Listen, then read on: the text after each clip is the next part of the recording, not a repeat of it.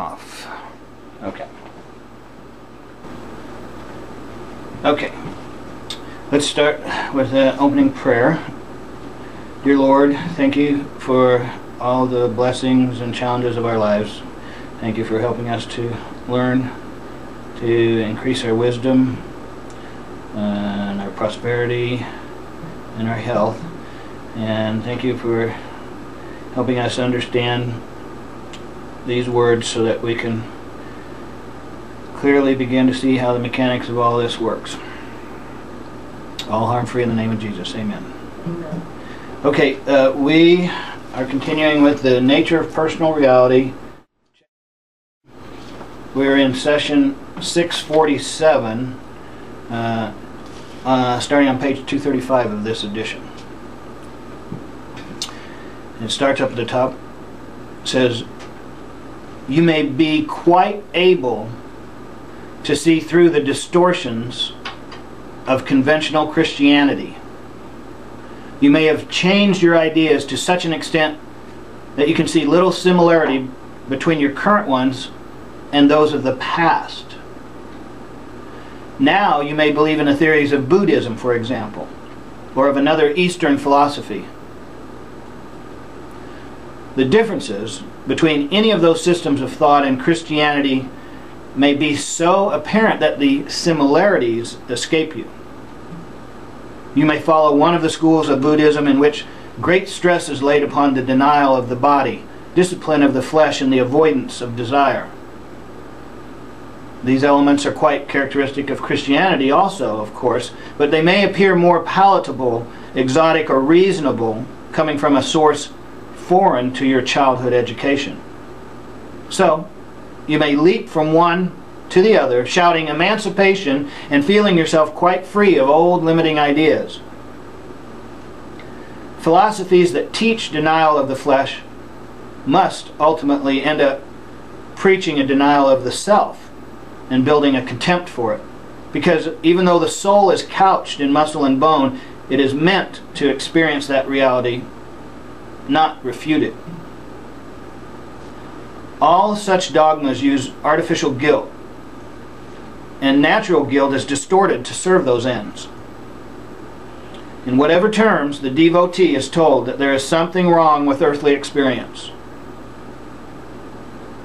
You are, therefore, considered evil as a self in flesh by virtue of your very existence.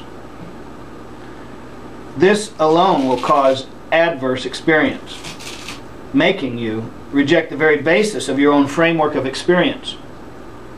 You will consider the body as a thing, a fine vehicle, but not in itself the natural living expression of your being in material form.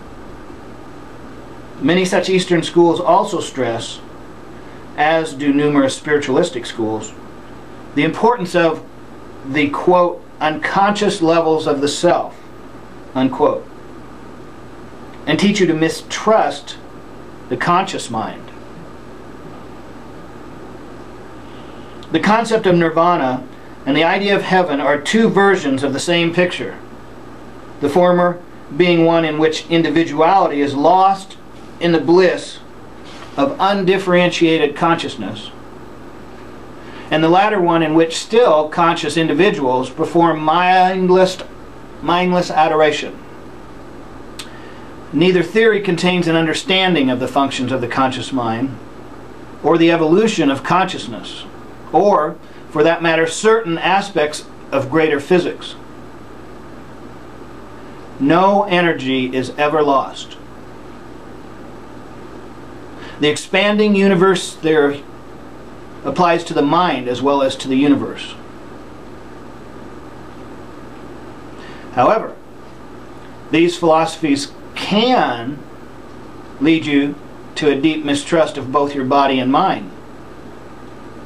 You are told that the spirit is perfect, and so you can try to live up to standards of perfection, quite impossible to achieve.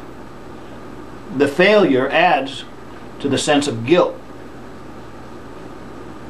You attempt then to further banish the characteristic enjoyment of your own creaturehood, denying the lusty spirituality of your flesh and the strong present corporal leanings of your soul.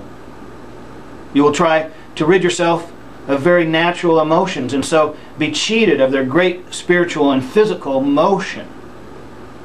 On the other hand, some leaders may give little consideration to such issues but still be deeply convinced of the misery of the human condition, focusing upon all the darker elements, seeing the world's destruction ever closer to hand, without really examining the beliefs that arouse such constant feelings. They may find it easy to cluck their tongues at obvious fanatics who cry out for God's vengeance and speak about the world's end in brimstone and ashes. They may be as equally convinced, however, of man's basic unworthiness, and so, of course, their own. In daily life, such people will concentrate upon negative events, store them up, and unfortunately cause personal experience that will seem to quite reinforce the basic ideas. Here, in different context, is the same denial of the worth and integrity of earth experience. In some such cases, all of the desirable human attributes are magnified and projected outward into a God or a superconsciousness, while all the less admirable characteristics are left to the race and the individual. The individual therefore deprives himself of the use of much of his ability. He does not consider it his own and is astounded when any others of his race display such superior qualities. To some extent, such beliefs follow certain rhythms in both civilizations and in time. The mind is a system of checks and balances, even as the body, and so often a set of beliefs that can be seen as highly negative will often serve beneficial ends in countering other beliefs. For some time, Western civilization stressed a distorted version of intellectual reasoning, for example, and so the current stress about other portions of the self serves a purpose. The people alive within the world come into it with their own problems and challenges, and this will have much to do with the kind of national and worldwide beliefs that are generated and that dominate. The beliefs, of course, are frameworks in which various kinds of experience are tested. This also applies to religions and political and social situations as well. There is always a give and take between the individual and the mass system of beliefs in which he has chosen his environment. There is a belief in illness as being morally wrong and a countering belief in it as being ennobling, uplifting, and spiritually good. These value judgments are extremely important, for they will be reflected in your own experience with any illness or disease.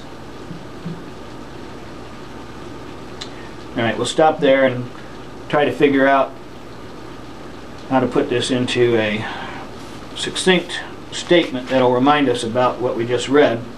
So we could say, act as if my physical experience is worthy and good. And that would give people that. Sometimes people need an out, you know. Yeah, right. You know, that sounds good. Okay, act as if my physical experience is worthy and good. Alright, we'll just leave it at that. Alright, I have a closing prayer. Dear Lord, thank you for helping us be able to hear these words with an open mind and over time be able to see how we think and believe so that we may improve ourselves, and with that be able to help ourselves and others that are in our hearts and minds, all harm free, in the name of Jesus. Amen.